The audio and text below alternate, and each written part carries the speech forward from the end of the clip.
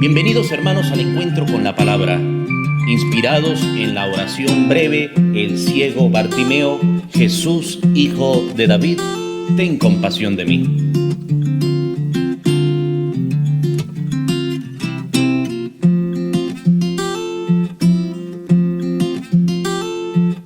Y con ustedes el Padre Marcos Linares. Bienvenidos hermanos al encuentro con la palabra. Por eso quiero compartir con ustedes el Evangelio de San Juan, capítulo 6, versículos del 1 al 15. En aquel tiempo, Jesús se fue a la otra orilla del mar de Galilea o lago de Tiberíades. Lo seguía mucha gente porque habían visto las señales milagrosas que hacía curando a los enfermos. Jesús subió al monte y se sentó allí con sus discípulos. Estaba cerca la Pascua, festividad de los judíos. Viendo Jesús que mucha gente lo seguía, le dijo a Felipe: ¿cómo compraremos pan para que coman estos? Le hizo esta pregunta para ponerlo a prueba, pues él bien sabía lo que iba a hacer. Felipe le respondió: ni 200 denarios de pan bastarían para que a cada uno le tocara un pedazo de pan. Otro de sus discípulos, Andrés, el hermano de Simón Pedro, le dijo: aquí hay un muchacho que trae 5 panes de cebada y 2 pescados. ¿Pero qué es eso para tanta gente? Jesús le respondió: díganle a la gente que se siente. En aquel lugar había mucha hierba. Todos pues se sentaron ahí, y tan solo los hombres eran unos 5,000.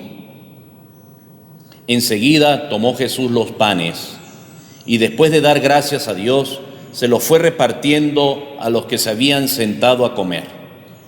Igualmente le fue dando de los pescados todo lo que quisieron. Después de que todos se saciaron, dijo a sus discípulos: recojan los pedazos sobrantes para que no se desperdicien. Los recogieron y con los pedazos que sobraron de los 5 panes llenaron 12 canastos. Entonces la gente, al ver la señal milagrosa que Jesús había hecho, decía: este es en verdad el profeta que habría de venir al mundo. Pero Jesús, sabiendo que iban a llevárselo para proclamarlo rey, se retiró de nuevo a la montaña él solo. Hermanos, es palabra del Señor. Gloria a ti, Señor Jesús. Este evangelio que yo acabo de leer es del Evangelio de San Juan, capítulo 6, versículos del 1 al 15. Y dice que Jesús subió al monte. Eso de Jesús subir al monte significa que Jesús se pone en contacto con su Padre, con Dios. Es la enseñanza para nosotros hoy. Ante esta situación que vivimos, ante el problema que tenemos en nuestra casa, problema particular allí, algunos sufren porque le falta agua, otros sufren porque le falta alimentos, otros sufren porque le falta luz, otros pueden sufrir porque le falta todo. Otros pueden tener todo eso, pero sufren porque no tienen un familiar a su lado. Otros están con familia, no les falta nada material, pero entonces están deprimidos, ansiosos, angustiados. Pues ante las necesidades que podemos tener, es muy importante ponernos en primer lugar en contacto con Dios, al ejemplo de Jesús. Porque solamente el Señor es nuestra luz y nuestra salvación. Luego, después que Jesús sube al monte y se sienta con sus discípulos, pues empieza allí a enseñar, empieza allí a adoctrinar, empieza a decir y a revelar quién es Dios y también cuál es su misión. Y se da cuenta, después de hablar, que hay tanta gente con estas necesidades, especialmente con el cansancio y con hambre, que entonces Jesús realiza la multiplicación de los panes. Jesús primero atiende a la necesidad espiritual de cada uno. Nos enseña, la palabra de Dios atiende a nuestra necesidad, a nuestra hambre de espíritu.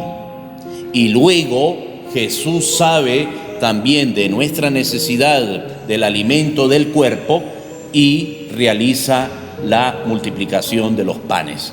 Jesús sabe de nuestra necesidad. Por eso es importante acudir a Dios, leer la palabra y luego con mucho entusiasmo, con mucho esfuerzo, seguir siempre luchando y trabajando, y luego vamos a adquirir lo que necesitamos de Él.